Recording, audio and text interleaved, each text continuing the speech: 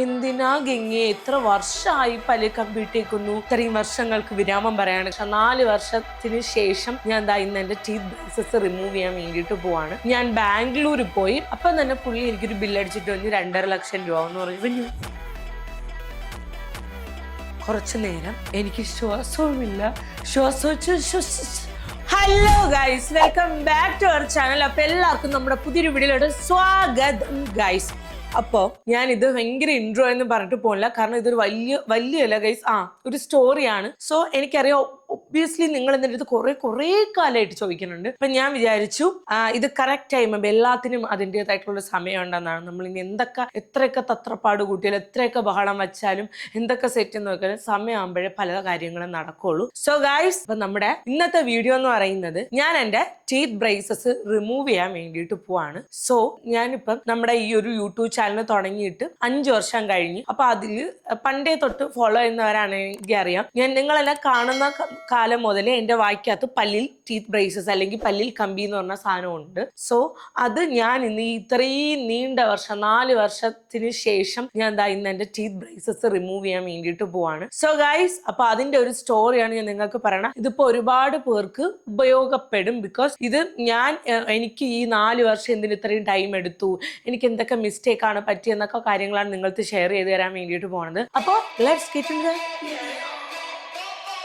ഞാൻ ആദ്യം എൻ്റെ കുറച്ച് ഫോട്ടോസ് ഞാൻ ഇവിടെ കൊടുത്തേക്കാം. എൻ്റെ പണ്ടത്തെ കുറച്ച് ഫോട്ടോസ്. ഞാൻ എൻ്റെ പല്ല് എന്ന് പറയണത് എനിക്ക് സെൽഫി എടുക്കുമ്പോഴൊന്നും എൻ്റെ പല്ലിന് അത് വേറെ ക്യാമറ ആണല്ലോ, ലൈക്ക് അതിൻ്റെ ഇതൊക്കെ മാറുമല്ലോ. അപ്പൊ അതിന് എനിക്ക് വലിയ പ്രശ്നങ്ങളൊന്നും ഇല്ലായിരുന്നു. പക്ഷെ അല്ലാതെ DSLR അല്ലാതൊക്കെ എടുക്കുമ്പോൾ ഞാൻ എൻ്റെ പല്ലിൽ അല്ലെങ്കിൽ എൻ്റെ ചിരിയിൽ ഞാൻ കോൺഫിഡൻ്റ് ആയിരുന്നില്ല. അപ്പൊ എനിക്ക് വെച്ചാൽ വാ നിറച്ച് പല്ലുള്ള ഒരു പ്രതീതിയായിരുന്നു. അത് വലിയ പല്ലുകളായിരുന്നു. അപ്പൊ എങ്ങനെ വെച്ചാൽ എൻ്റെ ഫ്രണ്ടിലത്തെ 2 കല്ലുണ്ടല്ലോ, ആ 2 പല്ല് ഒരു പല്ലിന്റെ മുകളിൽ ഇതേപോലെ ഇരുന്ന് ട്വിസ്റ്റ് ചെയ്തൊക്കെ ഇരുന്നിട്ടുണ്ടായിരുന്നു. കൊമ്പല്ലുണ്ടായിരുന്നു, എനിക്ക് കൊമ്പല്ലൊക്കെ ഒരാളായിരുന്നു. അപ്പൊ അതൊക്കെ ഉള്ള ഒരാളായിരുന്നു ഞാൻ എന്ന് പറയണത്. അപ്പൊ എനിക്ക് അതിൽ ഓക്കെ അല്ലാത്തതുകൊണ്ട് ഞാൻ ഇവിടെ വീടിനടുത്ത്, അതായത് എന്റെ സ്ഥലത്തിന് തൊട്ടപ്പുറത്ത് ഒരു 3-4 കിലോമീറ്ററിനപ്പുറത്ത് ഒരു ഹോസ്പിറ്റൽ ഉണ്ട്, ഒരു ദന്തൽ ക്ലിനിക് ഉണ്ട്. ഞാൻ അവിടെ പോയി. അപ്പൊ അവിടെ പോയപ്പോ ഞാൻ ഡോക്ടറിന്റെ അടുത്ത് പറഞ്ഞു എന്റെ പല്ലിലോ ഒന്നും എനിക്ക് ഓക്കെ അല്ല, എന്റെ ചിരിയിൽ എനിക്ക് ഓക്കെ അല്ല. അപ്പൊ എനിക്ക് വെച്ചാൽ പിന്നെ എനിക്ക് ഉന്തലും ഉണ്ടായിരുന്നു. അതായത് ദിവസം കഴിയും തോറും ഉന്തലുണ്ട്. അപ്പൊ എനിക്ക് ഇങ്ങനെ വാ പൂട്ടി ഇറങ്ങാൻ പറ്റില്ല, എന്റെ പല്ല് ഇങ്ങനെ ഫ്രണ്ടിലോട്ട് വരണുണ്ട്. അപ്പൊ എനിക്ക് ആ ഉന്തലുള്ളതുകൊണ്ട് ഞാൻ പറഞ്ഞു ഞാൻ അതിൽ കോൺഫിഡന്റ് അല്ല, അപ്പൊ എനിക്ക് അതൊന്ന് മാറ്റണമെന്നു. അപ്പൊ അന്ന് ആ പുള്ളി എന്നെ ഒരു തരത്തിലുള്ള ഒരു ചെക്കപ്പും ചെയ്തിട്ടില്ല, ഒരു എക്സ്റേ എടുത്ത് നോക്കിയിട്ടില്ല,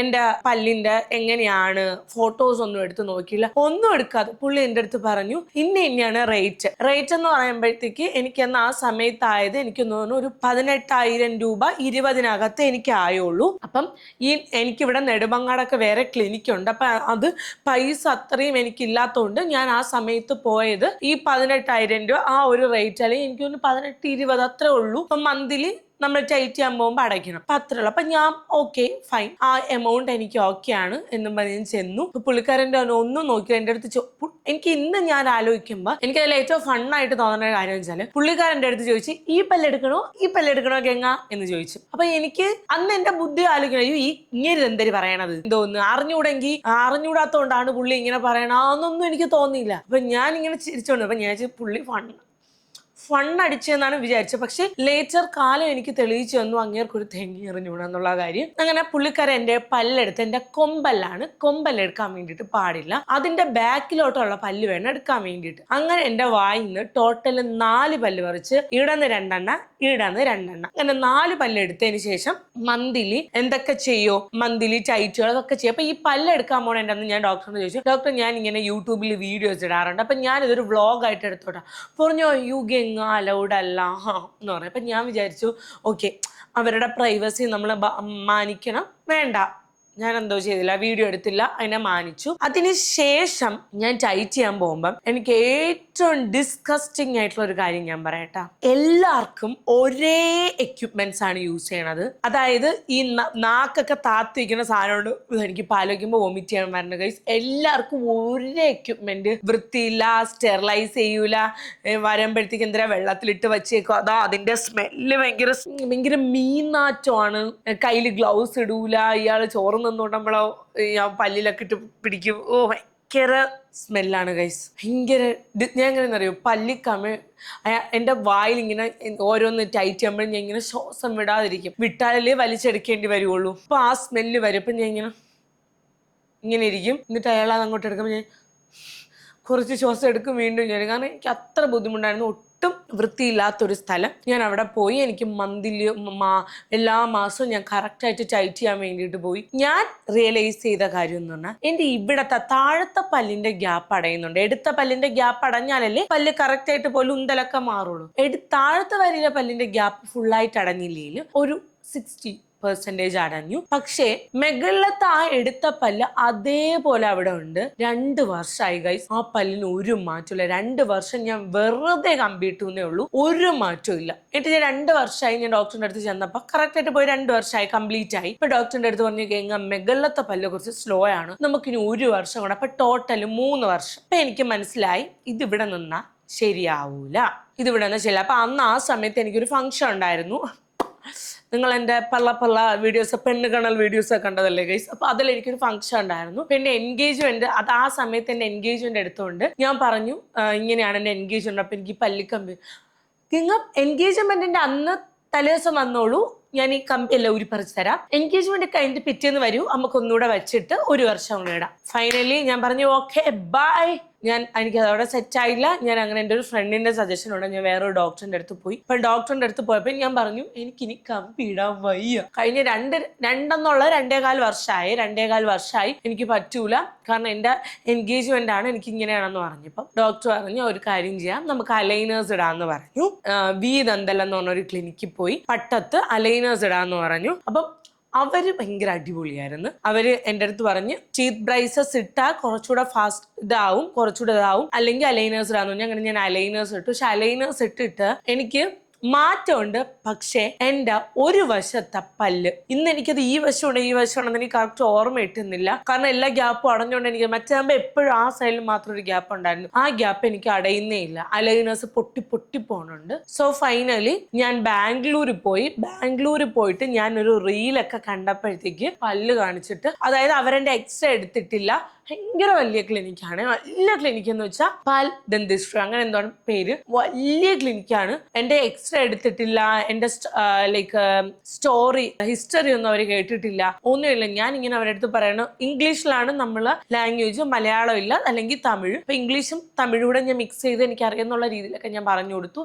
എൻ്റെ കാര്യങ്ങൾ ഞാൻ ക്ലിയർ ആയിട്ട് പറഞ്ഞു കൊടുത്തു. അപ്പം തന്നെ പുള്ളി എനിക്കൊരു ബില്ലടിച്ചിട്ട് വന്ന് 2.5 ലക്ഷം രൂപ എന്ന് പറഞ്ഞു. കുറച്ചു നേരം എനിക്ക് ശ്വാസവുമില്ല,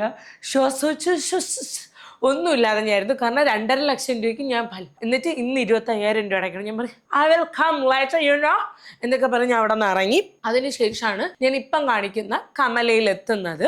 കമലയിലെത്തി ഞാൻ പറഞ്ഞു ഞാൻ അവിടെ പോയി, ഇവിടെ പോയി, ഇന്ന ഡോക്ടർ പോയി, അങ്ങോട്ട് പോയി, അങ്ങോട്ട് പോയി എന്നൊക്കെ പറഞ്ഞു. അപ്പോൾ ഞാൻ അവിടെ ചെന്നപ്പം എനിക്ക് കിട്ടിയൊരു കോൺഫിഡൻസ് ലെവൽ എന്ന് പറയുന്നത്, അവരെൻ്റെ എക്സ്റേ എടുത്തു, എൻ്റെ ഫോട്ടോസ് എടുത്തു, എൻ്റെ ബോണിൻ്റെ ഇതെല്ലാം മനസ്സിലാക്കിയതിന് ശേഷമാണ് അവർ ആ പ്രോസസ്സ് സ്റ്റാർട്ട് ചെയ്യുന്നത്. ഇതിൽ നിന്ന് ഞാൻ പഠിച്ചൊരു കാര്യം എന്ന് പറയുന്നത്, നിങ്ങൾ ടീത്ത് ബ്രേസസുമായിട്ട് റിലേറ്റ് ചെയ്ത് ഒരാളെ കാണാൻ പോകുമ്പോൾ, ഒരു ദന്തൽ ഡോക്ടറെ കാണുമ്പോൾ ഒരു ഓർത്തഡോണ്ടിസ്റ്റിനെ വേണം പോകാൻ വേണ്ടിയിട്ട്. കാരണം ഇവരാണ് ഈ ടീത്ത് ബ്രേസസിൻ്റെയൊക്കെ കാര്യങ്ങൾ കൂടുതൽ പഠിക്കുന്നത്. അതായത് ഇപ്പം MBBS ഡോക്ടേഴ്സ് ഉണ്ട്. അതില് അവരെന്ന് പറയുന്നത് ബേസിക് ആയിട്ടുള്ള ഒരു ജനറൽ ഒരു ഇതാണ് പഠിക്കുന്നത്. അതിൽ തന്നെ അവര് ഡെർമറ്റോളജി പഠിക്കാൻ പോണ ആൾക്കാരുണ്ട്, കാർഡിയോ പഠിക്കാൻ പോണ ആൾക്കാരുണ്ട്, അല്ലെങ്കിൽ ഗൈനക്കോളജി പഠിക്കണം. അപ്പൊ നമ്മൾ ഒരിക്കലും പ്രഗ്നന്റ് ആകുമ്പോൾ നമ്മൾ ഒരിക്കലും സാധാരണ ഡോക്ടറിന്റെ അടുത്തല്ല പോണത്. ആരുടെ അടുത്താണ് പോണത്?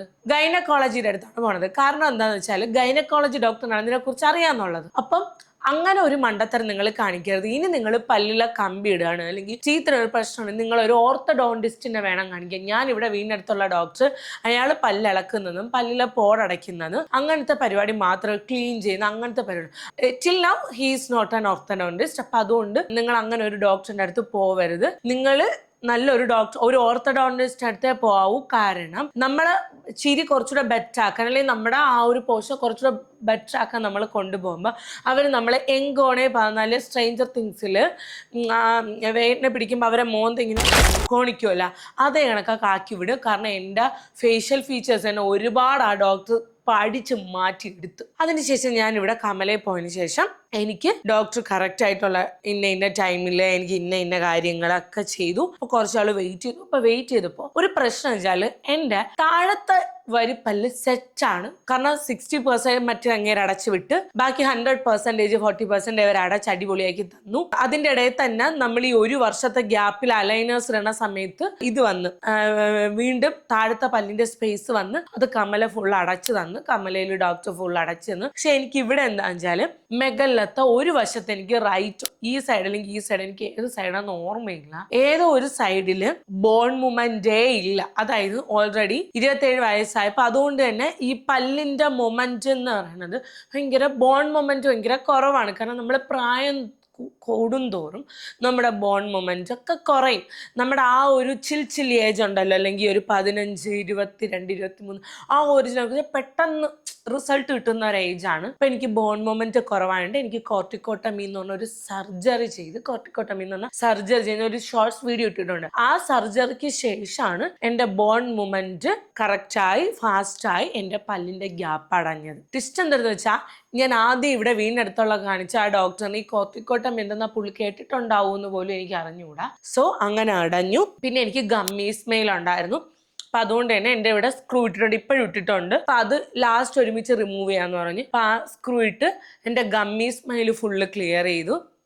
ഞാൻ ചിരിക്കുമ്പോൾ എൻ്റെ മോണ അങ്ങനെ കാണുന്നില്ല. പിന്നെ അലൈൻമെന്റ് കറക്റ്റ് അല്ലായിരുന്നു, പല്ലിന്റെ സ്പേസ് ഉണ്ടായിരുന്നു, ഡിഫറൻസ് ഉണ്ടായിരുന്നു. പിന്നെ എല്ലാ പല്ലും എങ്കോ കയറി ഇറങ്ങിയൊക്കെ ഇരുന്ന അത് ഫുൾ എനിക്ക് ക്ലിയർ ചെയ്തു തന്നു. എനിക്ക് ഭയങ്കര അടിപൊളിയാക്കി തന്നവർ. സീരിയസ്ലി ദ ബെസ്റ്റ് പാർട്ട് എന്ന് വെച്ചാൽ അവരെനിക്ക് അത്ര അടിപൊളിയാക്കി തന്നു. ആൻഡ് ഇത് ഇന്ന് ഫൈനലിൽ നമുക്ക് കാണാൻ വേണ്ടിയിട്ട് പറ്റും. സോ അപ്പൊ അത്രേ ഉള്ളൂ.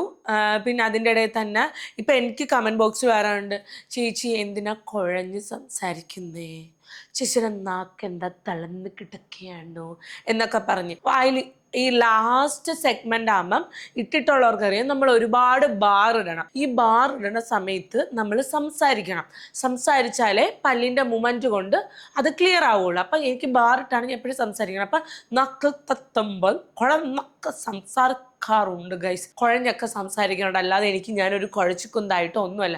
നിങ്ങൾ കാണുന്നതാണ് ഞാൻ എന്താണോ ഞാൻ അതാണ് ഇവിടെ വലിച്ചീറി കാണിക്കുന്നത്. അങ്ങനെ നിൽക്കാനാണ് എനിക്കിഷ്ടം. ഞാൻ എന്താണോ ഇവിടെ ഞാനായിട്ട് നിൽക്കാൻ, എനിക്ക് ഫേക്ക്നെസ് ഇട്ട് ക്യൂട്ട്നെസ് വെതറി ഡ്രാമ ക്യൂനായിട്ട് ജീവിക്കാൻ എനിക്ക് താല്പര്യമില്ല. സോ എനിക്ക് എൻ്റെ റിയാലിറ്റിയിൽ ജീവിക്കാൻ ഇഷ്ടപ്പെടുന്ന ആളാണ്. അതാണ് എനിക്ക് ഏറ്റവും ഹാപ്പിനെസ് തരുന്നത്, ആ റിയാലിറ്റി ജീവിക്കാൻ. I hate dramas, you know. എനിക്ക് സിനിമാസ് ഒക്കെയാണ്, നാടകങ്ങളൊക്കെയാണ്, പക്ഷെ ജീവിതത്തിൽ ഡ്രാമ കളിക്കുന്ന ആൾക്കാരോട് എനിക്ക് താല്പര്യമില്ല. Then I will make A distant. അങ്ങനെയുള്ള ആൾക്കാരോട് ഞാൻ ഡിസ്റ്റൻസ് ഇട്ട് നിൽക്കണം.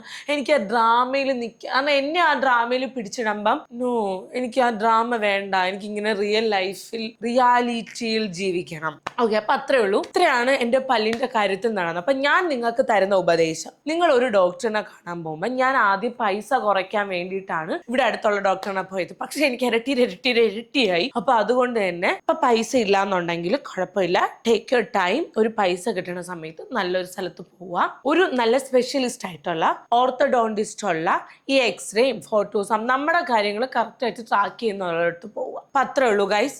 അപ്പം ഇന്ന് ഞാൻ എൻ്റെ എടുക്കാൻ വേണ്ടിയിട്ട് പോവാണ്. എനിക്കറിയാം ഇതിപ്പോൾ എടുത്തു കഴിയുമ്പോൾ ഒരുപാട് പേര് പറയും, അയ്യോ ചേച്ചി പല്ലിൽ കമ്പി ഉണ്ടായിരുന്നാണ് നല്ലത്. അത് കഴിഞ്ഞിട്ട് വേറൊരു ഭാഗം ആൾക്കാർ, എന്തിനാ ഗംഗയെ എത്ര വർഷമായി പല്ലിൽ കമ്പി ഇട്ടേക്കുന്നു. അപ്പം നിങ്ങൾ മനസ്സിലാക്കുക, രണ്ട് ഭാഗം ആൾക്കാരുണ്ട്. സോ നമുക്ക് എല്ലാവരെയും സാറ്റിസ്ഫൈ ചെയ്യാൻ പറ്റൂല. സ്വയം സാറ്റിസ്ഫൈ ചെയ്യുക, അത്രേ ഉള്ളൂ. അപ്പം ഇന്ന് ഞാൻ എൻ്റെ ഈ വർഷങ്ങളുടെ വിരാമങ്ങൾ, ഇത്രയും വർഷങ്ങൾക്ക് വിരാമം പറയാണ്. കാരണം ഇത്രയും വർഷം ഞാൻ കേട്ടിട്ടുണ്ട് ലിപ് ടിൻ്റ് ഇടുമ്പം, ഞാൻ ഇപ്പോഴും ലിപ് ടിൻ്റാണ് ഇട്ടേക്കുന്നത്.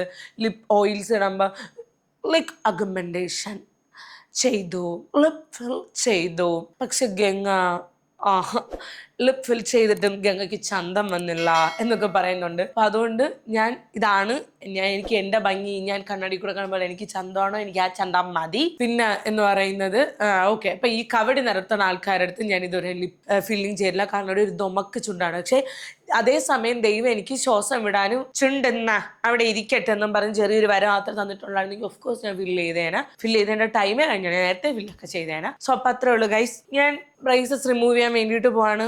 അപ്പം ടീത്ത് ബ്രേസസ് ഇട്ടേക്കുന്ന ഫ്രണ്ട്സിനൊക്കെ അയച്ചു കൊടുക്കാം. അപ്പൊ അത്രേ ഉള്ളൂ. നമുക്ക് അടുത്തൊരു വീഡിയോ കാണുന്നവരെ